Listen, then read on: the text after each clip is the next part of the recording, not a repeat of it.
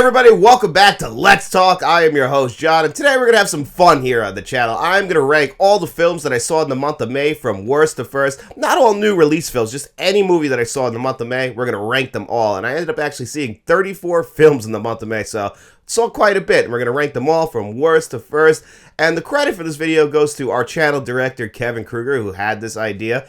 He kind of expressed it a little bit different. He said, like, you should do your, rank your letterbox each and every single month. But I did make the list in letterbox, but I'm going to do it my own unique way. I ranked it just kind of how I was feeling while I was, sometimes a movie, I give a high rating initially, then I think about it, and I'm like, yeah, maybe that wasn't as good as I had originally thought. It's the same, it works the other way as well. Sometimes I'll see a movie and I'll be like, it was okay. Then, you sit with it for a few days, you let it marinate a little bit, and you're thinking about it a lot. You're like, okay, you know what, maybe that movie was better than I gave it credit for. And then sometimes on a rewatch, you like it even more. That's the way it works. Or sometimes you like it even less. It also happens. It's just the way of the world. We're all film fans here, and, our opinions change, and that's fine. Opinions do change. But I'm going to stop rambling and get right into the list, because there is a good amount of movies, like I said. So we'll start with the worst film that I saw in the month of May, and that was, unfortunately, our channel director, Uncle V, told me to watch the film Unspeakable, and I don't want to speak of that film ever again. It was not a film for me, but hey, I love Uncle V, and I appreciate the recommendation, but if you're into exploitation films, that's definitely a good one for you to check out. But exploitation films are not necessarily my thing. I appreciate the shock value of them, but I don't necessarily love them. Then the second worst movie I saw last month was Fear Street Prom Queen. Now, this isn't necessarily a bad movie in the sense, the acting. Well, the acting's okay, but, it looks good. It looks like a Netflix film. Effort was put in. It's just generic as hell. There is nothing in this movie that feels special. It's forgettable. It's enough that you could watch it and, enjoy it in the moment, but you're never going to go back to this. It's just, it feels like a love letter to the 1980s, but a sloppily written one. Next up, I got the Texas Chainsaw Massacre, the Platinum Dunes one that came out in 2003, and on my most recent rewatch, I didn't like this one as much as I liked it the first few times I saw it. This is actually a movie I had on DVD back in the day, and I enjoyed this movie. I was never a huge fan of any Texas Chainsaw Massacre film except for the Texas Chainsaw Massacre 2, which is basically just a spoof of the original one anyway, so I appreciate it for that. But, the Texas Chainsaw Massacre movies were never my franchise, but I did like the Platinum Dunes one. There's some good stuff in there. I still hate that early 2000s filter they put over it, but hey, it is what it is. Next up, Wayne's World 2. And people might think this is a little bit low because I like this movie. I do like this movie. The thing with the month of May is I didn't really see anything too bad. Nothing that really, offended me. I really did, like I said, even Unspeakable. I didn't want to sit there and go, oh my god, I hate my time with this. I don't think it's a good movie, but I wasn't miserable. But Wayne's World 2, the problem with Wayne's World 2, that I talked about this in my review, is Wayne's World 2 is just not as good as the original one. It does everything the original one does, just a little bit less than the original. All the jokes are the same. It even ends the exact same way, but you did this all already. The villain, as much as I love Christopher Walken, he is a step down from Rob Lowe, but again, just like other movies I'll be talking about, there's nothing really terribly wrong with Wayne's World 2. I still sat there with a smile on my face. I'm sure in 4 or 5 years, I'll go back to Wayne's World 2 again. Same exact feeling like I've always felt about Wayne's World 2. The problem is it's living in the shadow of a classic. Next up, Final Destination 5. I didn't rewatch all the Final Destination movies in preparation for Final Destination Bloodlines. I enjoy the franchise, but for the most part, and we'll talk about Bloodlines in a little bit, for the most part, they just have a big set piece in the beginning and then a bunch of smaller set pieces throughout. Now, the franchise is filled with a bunch of good kills in there, but some movies, and this one especially, Final Destination 5, the only thing that actually redeems Final Destination 5 from being the worst in the franchise, in my opinion, is actually this twist ending, which I won't spoil here in case you haven't seen Final Destination 5, but it definitely rewards fans of the franchise, despite the fact the character development is horrible in Final Destination 5. A lot of unlikable people in here, and it really feels just like the original one, just worse, so I can't give any credit to Final Destination 5 for that. But, like I said, has a really cool ending that I think kind of ties it all together and sends you home happy. And right here, you'll be able to see where I rank my Fear Street movies in order, because I got next up Fear Street 1978, followed by Fear Street 1666, and then what I think is the best one in the entire trilogy, Fear Street 1994, given Fear Street 1666 ends up becoming Fear Street 1994 Part 2,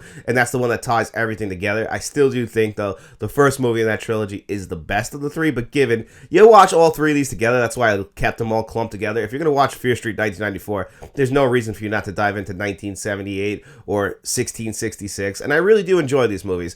I don't think they're like the world's greatest horror movies or anything like that, but they're a good time, and I think the overarching story is something that really ties everything together, because when I was watching it, just like in Prom Queen, it doesn't 100% work, but there's enough in these three movies. That story is very interesting that it'll keep you engaged to watch all three of them, and it's got some crazy gnarly kills in there, especially in the first one with a bread slicer. I mean, one of the best kills in any franchise. I really did love that. You know, some people might say it's a little bit mild in the kills, and yeah, compared to like other franchises, but there is some brutal stuff in these movies. Next up, I got 1988's Pin, and this is actually a review for channel director Kevin Crew, the guy who inspired this video, so he wanted me to watch the movie Pin. I did a full review here on the channel. I enjoyed this movie. This is one where I think more money would have definitely helped this film, because it was a made-for-TV movie, and while you're watching it, it feels like an episode of Are You Afraid of the Dark or Goosebumps, where it should feel like a feature film, because there is a lot of great ideas in there, a lot of big scary moments, and our lead character, it's actually a pretty good, well-developed character. Like, you're trying to understand this guy and his sister, and you just can't wrap your head around it. Like, is he mentally ill, or is Pin really doing all this? I mean, I think it's very obvious while you're watching the movie what's exactly going on, but still, it's a very intriguing horror movie, and, you get Terry O'Quinn in there just doing Terry O'Quinn things. And next up, I got another channel director's movie review, and that is Knockaround Guys from 2001, and this movie I really enjoyed. I felt like when I watched this movie, the biggest flaw to it is a lot of times when I feel like an editor has to shrink a movie down and, cut stuff out, and they just leave too much in there. I feel like Knockaround Guys has the reverse problem, where it's a 90-minute movie, and a 2.5-hour movie actually would have lent itself better with the story they're trying to tell, because the plot's there. It's not the most interesting plot in the world, but the story of these sons of mob guys, for me, that's just very interesting. Like, it's something I don't think they've explored too much. Like, guys who aren't necessarily as violent as their fathers or uncles, who aren't willing to get their hands dirty. Like, what do they do? How do they work in the world? Like, that was a story that really interested me, and I wanted them to explore it a lot more, but I felt like they were rushing to that end, and the ending's good. I like the ending. It makes a lot of sense, but again, I just feel like we were in a hurry to get there, and if we would have slowed this down and let the characters develop a little bit more, this really could have been a great movie, a movie that more people would talk about nowadays, instead of being one that's honestly almost pretty much completely forgotten, because I don't even remember this movie ever coming out until Mr. Smelly Potato recommended this movie to me. I just never even really heard about it. And it's got guys like Seth Green, Vin Diesel in it, and, John Malkovich, Dennis Hopper, like a stacked cast, but nobody talks about it. And I really do believe it's because this movie should be a little bit longer, and I think it would hold people's interest a little bit more. But, I mean, just feels like a missed opportunity, because I really did like the movie. Next up, this might be a little low for some people and surprised to hear it, but you heard my rant earlier about the Texas Chainsaw Massacre. Well, I watched the original Texas Chainsaw Massacre this month as well for a video that you guys will see here on the channel. The Texas Chainsaw Massacre, this is actually the most I've ever liked the movie. I've watched it probably like 7 or 8 times, and I've never truly loved it. Rolling Stone ranked this as the #1 horror film of all time, and I get it. I mean, I truly do. This is a horror film that has inspired so many other horror directors, mainly Rob Zombie, but this is one that has lived in people's minds for over 50 years. I get it. It gets under your skin. It's creepy as hell. The voiceover in the beginning is something that I absolutely love. But, it still doesn't feel as special to me personally. I don't have that emotional connection to it. I get the brutality of it, and that's what keeps people coming back to it, is that fear. I don't really necessarily feel that while I'm watching it, despite the fact this time I really did enjoy my time with it, and I was surprised. Like, I liked the Texas Chainsaw Massacre 03 less than I usually do, and I ended up liking the Texas Chainsaw Massacre, the original one, a lot more than I usually do, and that's just showing how, our opinions changed. I wouldn't be surprised after having a conversation with Dennis about this if I like this movie even more. Next up, I got Zombie, or on Letterboxd, they label it Zombie Flesh Eaters. In other areas of the world, it's called Zombie 2. Either way, or this is the Fulci-directed film that was a sequel to Dawn of the Dead, because in Italy, you're allowed to make a sequel to any films as long as it was released in Italy at some point. And I'm guessing that, and they wanted to make a Dawn of the Dead sequel, marketed as a Dawn of the Dead sequel, but Fulci wanted to make like a Zombie Island kind of movie, which is funny because there's a video game called Zombie Island, but you can clearly see when you watch the movie. I mean, there's a zombie versus a shark in this movie. It's fantastic. I had a blast seeing this movie. I had it in the 4K for years, and I never ended up watching it, but I finally did because Frank from Frank's Media Reviews, this was his channel directed review for the month of May, and man, I'm glad he recommended that. It's a phenomenal 4K Blu-ray. Had a blast with it. I'm somebody who doesn't dabble too much in giallo. I'm trying to get better at it because, there's so many great giallo films out there, and so many people love the horror subgenre of giallo films, and I have to really start concentrating more on that when it comes to my, my horror cinema watching. I go in and watch so many dramas and stuff from the 1940s and 1950s. It's time I do some more giallo films because Zombie was great. Next up, Death Wish. I watched this movie because they did a Rewatchables. I don't know if you guys have ever heard of the podcast, The Rewatchables, but I'm a big fan of it. And they did Death Wish on it. And I haven't actually watched the original Death Wish since I did my 4K Blu-ray review here on the channel years ago. And this is a phenomenal 1970s film. Very much a 1970s film about 1970s New York and all the crime going on there and how the cops can't handle it. So we need a vigilante. We need Charles Bronson. We need him to come in and save the day. A guy who, was... he played with guns when he was a kid, but then he stopped for a long, long time. But, he gets that gun in his hand, and he, you should not have raped and killed his wife. And, honestly, they ended up pretty much killing his daughter. He had to seek revenge. He had no choice. It led to a franchise. If those morons, including Jeff Goldblum, didn't do that to his wife and daughter, we wouldn't have ended up with a great franchise. So it's a tough way to look at it. But either way, our Death Wish is a fantastic 1970s film. I can highly recommend it. The Sugarland Express. I'm surprised this is this high, but I'd never seen this movie before. If you guys saw me and David, a.k.a. Shamrock Balls' video on Steven Spielberg, our top 10 Spielberg films, I know he included this on his top 10 list. I had never seen it before, so I bought this in dual on 4K Blu-ray, the color purple, in preparation for that list. And the Sugarland Express is fantastic. This is technically Steven Spielberg's theatrical directed debut. He directed Duel before this, but that was at the time a made-for-TV movie, even though it got international releases in theaters. Anyway, this is considered his debut, and for a debut, my God, Steven Spielberg had most of it right out of the gate. He needed to be focused up and tightened up a little bit, but Sugarland Express is still a fantastic film. Next up, I got Friendship, and this has been rising ever since I saw it, because initially when I walked out of the theater, this is that movie that stars Tim Robinson and Paul Rudd. Tim Robinson is one of my favorite comedians working today. I Think You Should Leave on Netflix. I truly believe it's one of the best sketch comedy shows of all time, but Tim Robinson's brand of comedy is not for everybody. It's that awkward comedy where you just cannot believe that this person exists, and he just makes situations worse and worse. And that carries over to this film about a friendship between him and Paul Rudd, two middle-aged guys.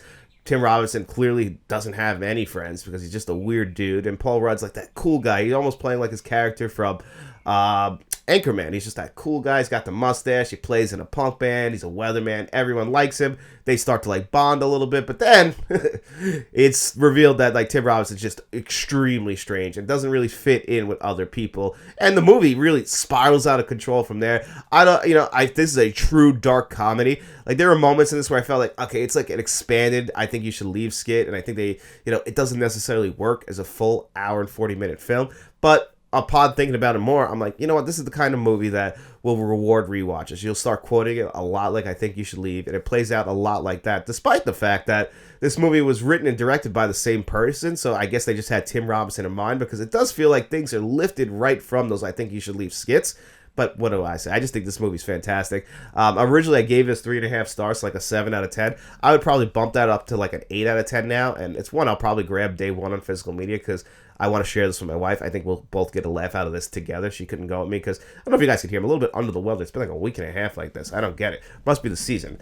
But anyway, Friendship's great. Next up, I got the original Wayne's World, because if I'm going to watch Wayne's World 2, I had to watch the original one, which I do think is a comedy classic, and that's why I have it right here. Party on Wayne, Party on Garth. Next up, for a few dollars more, we had 2 of the 3 Dollars Trilogy's movies come out on 4K Blu-ray in the month of May. A Fistful of Dollars was originally supposed to come out in April. It got delayed till May, but for a few dollars more, it was always supposed to come out in May, and we got it in May. And it is a phenomenal 4K Blu-ray from Arrow Video. Got a full review here on the channel for you if you want to check out my full thoughts on the film. It's got classic middle child syndrome. Unfortunately, not as much people talk about For a Few Dollars More as they're going to talk about A Fistful of Dollars. And then, of course, The Good, the Bad, and the Ugly is considered one of the greatest westerns of all time. But For a Few Dollars More is still a great one. And this is where Lee Van Cleef really comes into the picture and gets the shine. And I love seeing Lee Van Cleef. Next up, I got Final Destination Bloodlines, and I didn't expect this to be this high on this list. This was originally supposed to come out on HBO Max. I think that's what it's called nowadays, right? It was HBO Max, then it's Max again, that's going to be HBO Max again, because I don't know what the hell they do at Warner Brothers.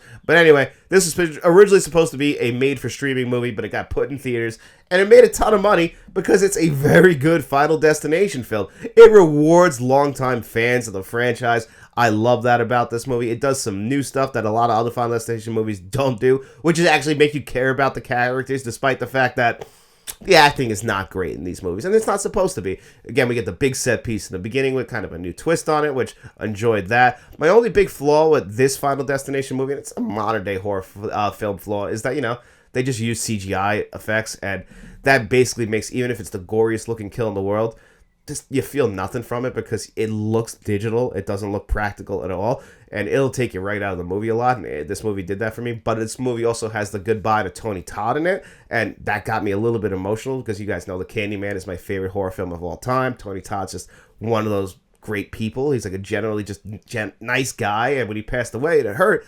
And this was his final film, and he got like a true goodbye in it, like a goodbye to his fans. And just to have that in this movie, which like I said, I think is a very good movie, surprisingly.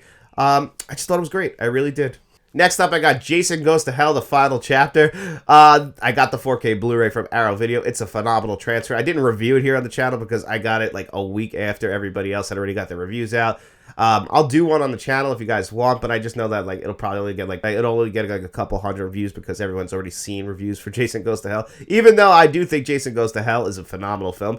It's silly and cheesy as hell in the best ways possible. The first one that New Line ever did, they're gonna kill Jason off, but this is the one where the worm travels body to body. But the character of Duke in this movie is one of my favorite characters in the entire Friday the 13th franchise. He's great, breaking the guy's fingers in the jail cell to pay instead of using money. He's a sick fuck, Duke, and he's got a lot of sick lines in here. But I just always have really enjoyed this movie. And then of course the big tease ending, setting up Freddy vs. Jason 10 years in the future. But it looks so good on 4K Blu-ray. A phenomenal transfer. I'm so happy that I got this one. Next up, I got Butch Cassidy and the Sundance Kid. I went a little bit of a Paul Newman kick this month as far as just researching him. I watched that documentary. I highly recommend this documentary on HBO Max. The Last Movie Stars, about him and his wife, Joanne Woodworth, and about their entire lives, both of their acting careers. But, I love a good docuseries. That was a 6-part, I want to say. Watched it in a week and a half. Just loved it. Loved every minute of it. I watched 2 docuseries in the month of May. I watched that, and then I watched the new Earnhardt docuseries on Amazon Prime. You can see my NASCAR. I'm a huge NASCAR fan, so that was a phenomenal. Out of everything I watched in the month of May, Earnhardt might have been the best thing I watched. I know not everyone's a NASCAR fan, but I highly, highly, highly recommend Earnhardt. And if you haven't seen The Last Movie Stars, I can highly recommend that as well. And also, the TV show The Studio. If you are a cinephile,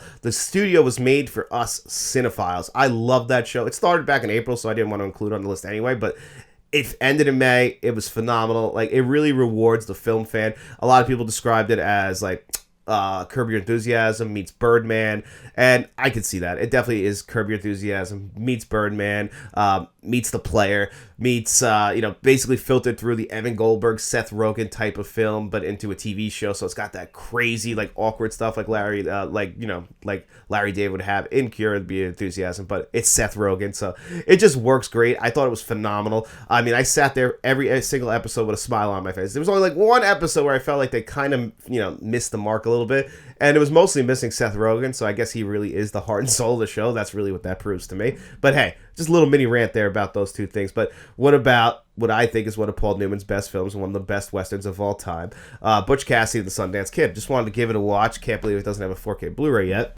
Paul Newman and Robert Redford just have phenomenal chemistry. One of my favorite lines is in this movie when Paul Newman's like, "I haven't shot anyone," and Robert Redford's like, "One hell of a time to tell me." Just a really funny line. I mean, these two had great chemistry. Watch The Sting if you never saw The Sting. Want to grab that 4K Blu-ray this month, actually. Next up, I got A Fistful of Dollars. The original one in the Dollars trilogy, the Man with No Name trilogy. This is the one that started it all, really introduced the world to Clint Eastwood, the leading man. And there's so much I could say about A Fistful of Dollars. Did a whole riview on it. The 4K Blu-ray is great from Arrow. Highly recommend it. Next up, I got Black Caesar and Hell Up in Harlem, this 1-2 punch. I really enjoyed these movies. I'm putting them as a tie because I really do think that they play into each other. I just think Black Caesar was a much, much better movie. Next up, I got Coffee. Now, you guys heard me talk about Coffee a couple times this year. This is one of my favorite blaxploitation films ever made, and it's just a very enjoyable revenge tale. I know it's a low-quality film. You're like, why would this movie be higher than some of the other movies? Well, I really enjoyed my time with this movie this month, and I really enjoyed the Blaxploitation Classics Volume 1. So, this movie had to make the list. And that's the same thing with Across 110th Street, which is a phenomenal film any which way you spin it. You know, again, it's a lower budget, so you might notice it when you're watching the movie, but that new 4K Blu-ray really does enhance it. And they were really trying to do some new things at the time in the early 1970s. And it's just a very interesting story. Yaphet Kotto is great in this movie. It's not just dealing with racial issues, it's dealing with age issues. And I appreciate that in this kind of movie. You know, this could have been a very forgettable film. Obviously, Across 110th Street, the song is pretty famous. It even pops up at the beginning of Jackie Brown. But the film itself is something I really think people should see if you haven't seen it yet. Next up, I got 1996's Mission Impossible. This month, Mission Impossible Final Reckoning came out. At the time of this recording, I'm seeing it tomorrow, so you won't see it on this list. I was originally supposed to go before I made this video, but I got sick. I'm still sick. You guys could probably hear it, so didn't get to see it yet, but I am seeing it pretty soon. And the only two movies that I watched in the month of May in anticipation was the original Mission Impossible and Mission Impossible Dead Reckoning Part 1. I think I put Mission Impossible slightly ahead of Dead Reckoning Part 1, which is just now Dead Reckoning. And we'll see where Final Reckoning lands. I already pre-ordered the 4K Blu-ray. I'm excited for it. I'm going to see it in theaters. We'll see how it goes. And at number 6, I got Top Gun. Memorial Day rolls around. The movies I want to watch are usually Top Gun or Top Gun Maverick. I just went with the original Top Gun this year because I watched a ton of Tom Cruise movies this month.